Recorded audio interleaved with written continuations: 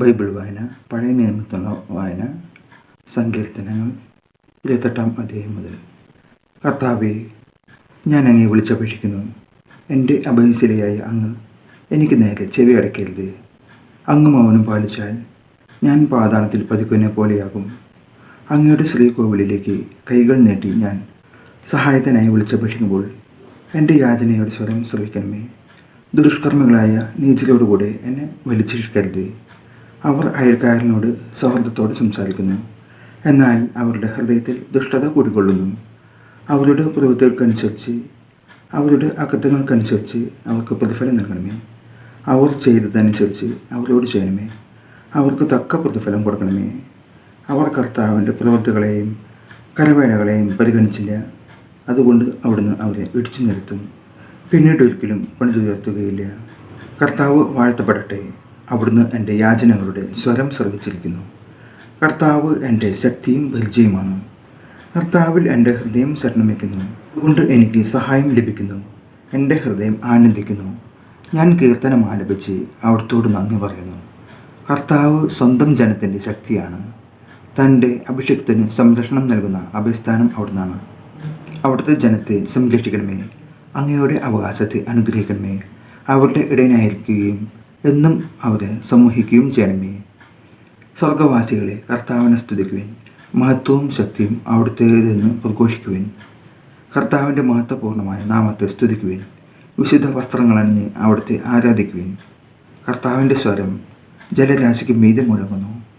ജലസഞ്ചയങ്ങൾക്കും മീതെ മഹത്വത്തിൻ്റെ ദൈവം ഇടിനാദം മുഴക്കുന്നു. കർത്താവിൻ്റെ സ്വരം ശക്തി നിറഞ്ഞതാണ്. അവിടുത്തെ ശബ്ദം പ്രതാപമുറ്റതാണ്. കർത്താവിൻ്റെ സ്വരം ദേവദാരുക്കളെ തകർക്കുന്നു. കർത്താവ് ലബനോനിലെ ദേവദാരുക്കളെ ഒടിച്ചു തകർക്കുന്നു. അവിടുന്ന് ലബനോനെ കാളക്കുട്ടിയെ പോലെ തുള്ളിക്കുന്നു. സീറിയോനെ കാട്ടുപോത്തിനെ പോലെയും. കർത്താവിൻ്റെ സ്വരം അഗ്നിജ്വാലകൾ പുറപ്പെടുവിക്കുന്നു. കർത്താവിൻ്റെ സ്വരം മരുഭൂമി വിറകൊള്ളിക്കുന്നു. കർത്താവ് കാദേശ് മരുഭൂമിയെ നടുക്കുന്നു. കർത്താവിൻ്റെ സ്വരം ഓക്കും മരങ്ങളെ ചുഴറ്റുന്നു. അതുവനങ്ങളെ വൃക്ഷരഹിതമാക്കുന്നു. അവിടുത്തെ ആലയത്തിൽ മഹത്വം എല്ലാവരും പ്രഘോഷിക്കുന്നു. കർത്താവ് ജലസഞ്ചയത്തിനുമേൽ സിംഹാസനസ്ഥനായിരിക്കുന്നു. അവിടുന്ന് എന്നേക്കും രാജാവായി സിംഹാസനത്തിൽ വാഴുന്നു. നമ്മുടെ കർത്താവായ യേശു മിശിഹായ്ക്ക് സ്തുതി. ബൈബിൾ പുതിയ നിയമത്തിനുള്ള വായന, ലൂക്കായുടെ സുവിശേഷം 20-ാം അധ്യായം 27-ാം വചനം മുതൽ. പുനരുത്ഥാനം നിഷേധിക്കുന്ന സദുക്കായരിൽ ചിലർ അവനെ സമീപിച്ച് ചോദിച്ചു, ഗുരു, ഒരാളുടെ വിവാഹിതനായ സഹോദരൻ സന്താനമില്ലാതെ മരിച്ചാൽ അവൻ ആ സഹോദരൻ്റെ വിധവയെ സ്വീകരിച്ച് അവനു വേണ്ടി സന്താനത്തെ ഉൽപ്പാദിപ്പിക്കണമെന്ന് മോശ കൽപ്പിച്ചിട്ടുണ്ട്. ഒരിടത്ത് 7 സഹോദരന്മാർ ഉണ്ടായിരുന്നു. ഒന്നാമൻ ഒരുവളെ വിവാഹം ചെയ്തു. അവൻ സന്താനമില്ലാതെ മരിച്ചു. അനന്തരം രണ്ടാമനും പിന്നെ മൂന്നാമനും അവളെ ഭാര്യയായി സ്വീകരിച്ചു. അങ്ങനെ 7 പേരും സന്താനമില്ലാതെ മരിച്ചു. അവസാനം ആ സ്ത്രീയും മരിച്ചു. പുനരുത്ഥാനത്തിൽ അവൾ അവരിൽ ആരുടെ ഭാര്യയായിരിക്കും? അവൾ 7 പേരുടെയും ഭാര്യയായിരുന്നുവല്ലോ. യേശു അവരോട് പറഞ്ഞു, ഈ യുഗത്തിൻ്റെ സന്താനങ്ങൾ വിവാഹം ചെയ്യുകയും ചെയ്തു കൊടുക്കുകയും ചെയ്യുന്നു. എന്നാൽ വരാനിരിക്കുന്ന യുഗത്തെ പ്രാപിക്കുന്നതിനും മരിച്ചവരിൽ നിന്ന് ഉയർക്കുന്നതിനും യോഗ്യരായവർ വിവാഹം ചെയ്യുകയോ ചെയ്തു കൊടുക്കുകയോ ഇല്ല. പുനരുത്ഥാനത്തിൻ്റെ മക്കൾ എന്ന നിലയിൽ അവർ ദൈവദൂതന്മാർക്ക് തുല്യരും ദൈവമക്കളുമാണ്.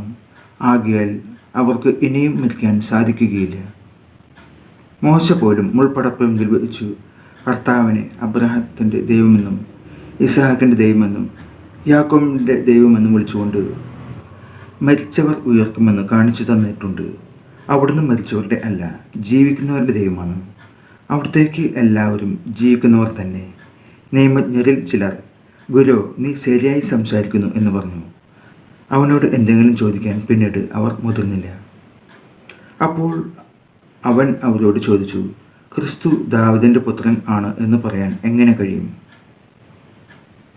ദാവീദ് തന്നെയും സങ്കീർത്തന പുസ്തകത്തിൽ പറയുന്നു, കർത്താവ് എൻ്റെ കർത്താവിനോട് അരുളി ചെയ്തു, ഞാൻ നിൻ്റെ ശത്രുക്കളെ നിനക്ക് പാദപീഠമാക്കോളം നീ എൻ്റെ വലതു ഭാഗത്ത് ഇരിക്കുക.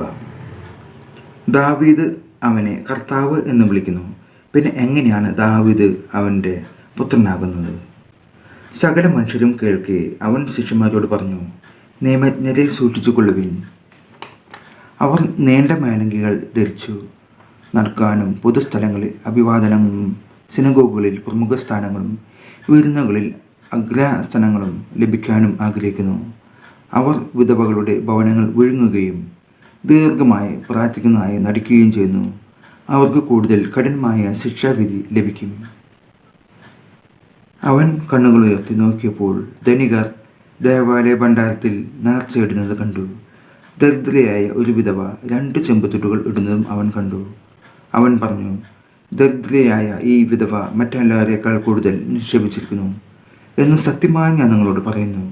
എന്തെന്നാൽ അവരെല്ലാവരും തങ്ങളുടെ സമൃദ്ധിയിൽ നിന്നും സംഭാവന ചെയ്തു. ഇവളാകട്ടെ തൻ്റെ ദാരിദ്ര്യത്തിൽ നിന്ന് ഉപജീവനത്തിലുള്ള വക മുഴുവനും നിക്ഷേപിച്ചിരിക്കുന്നു. നമ്മുടെ കർത്താവായ ഈശോമിശിഹായ്ക്ക് സ്തുതി. നമ്മൾ ഇന്ന് വായിച്ചതായ ഈ ദൈവവചനങ്ങൾ പ്രത്യേകം ധ്യാനിക്കുക. കൃപാസനത്തിൽ ഉടമ്പെടുത്ത എല്ലാ ദൈവമക്കളും ഈ ബൈബിൾ വചനങ്ങൾ ധ്യാനിക്കുന്നത് വളരെ ഉചിതമാണ്.